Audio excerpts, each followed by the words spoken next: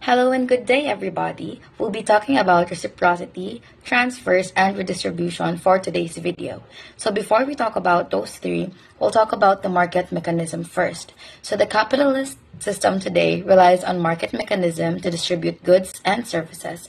However, there are other ways of distributing society's resources that are reciprocity, transfer, and redistribution. These mechanisms are practiced in society to solve distribution problems and/or social inequality. So, ano nga ba muna yung market mechanism? System to na ginagamit yung pag-exchange ng money between sellers and buyers para maging maayos yung distribution ng goods and services. Tapos, sa market mechanism, doon nakadepende yung decision ng price and quantity sa supply at saka demand. So, the balance of the supply and demand is known as the market equilibrium. So, ayun na nga. What is reciprocity? So reciprocity is a mechanism that pertains to the non-market exchange of goods between and among two or more members of the society. An American cultural anthropologist, Marshall Salins, in 1972 has identified three main types of reciprocity. The first one he identified was generalized reciprocity.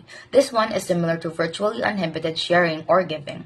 This happens when a person shares goods with other members of the community without expecting anything in return. An example of this is helping a neighbor fix a broken faucet without asking for payment. Basta tatandaan lang dito sa generalized reciprocity is nagbibigay ka na walang hinihinging kapalit. Number 2 is balanced or symmetrical reciprocity.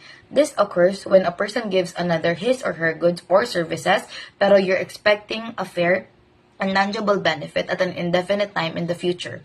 This can be considered as an informal system of exchange. The expectation that the giver will be compensated is anchored on social trust and consequences. Basta tatandaan dito is tutulong ka pero you're expecting something in return. Nag-expect ka ng tulong pabalik pero hindi ka na nga abuso. Parang dahil tinulungan mo siya, ina-expect mo na kapag ikaw naman yung need ng tulong, you're also there to help you. In our Filipino culture, this is often referred to as utang na loob. If someone has aided you or helped you with something, you instantly feel that utang to that person. Because of that utang na loob, you cannot say no to that person kapag naghingi siya ng tulong sa iyo in the future.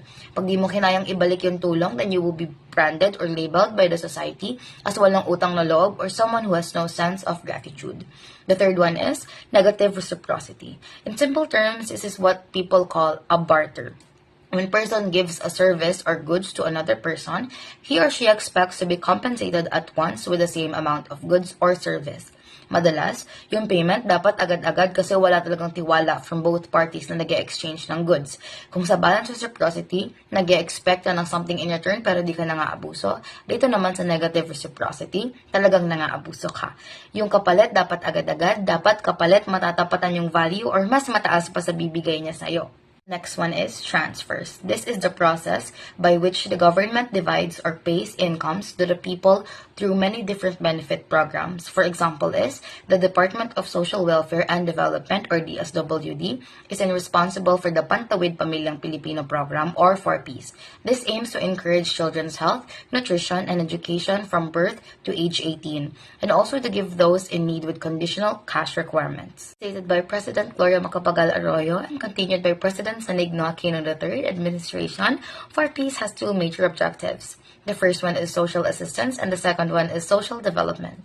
Social assistance is simply giving underprivileged households financial help to meet their immediate requirements. An example of social assistance is child labor prevention and elimination programs or the CLPEP. A program implemented by the Department of Labor and Employment to help achieve a child labor-free is in Philippines.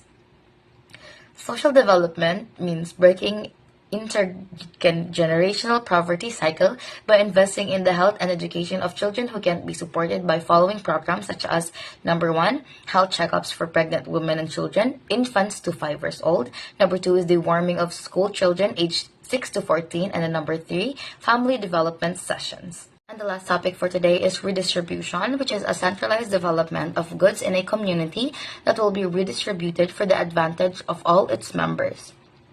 And in an average economic environment, the primary authority receives a percentage of the society's output, but the population of a kingdom pays taxes to the king by presenting a portion of their output. Gathering the land's resources is the most important in authority's logical next step. In exchange, the people's goods will be divided and distributed by the authority.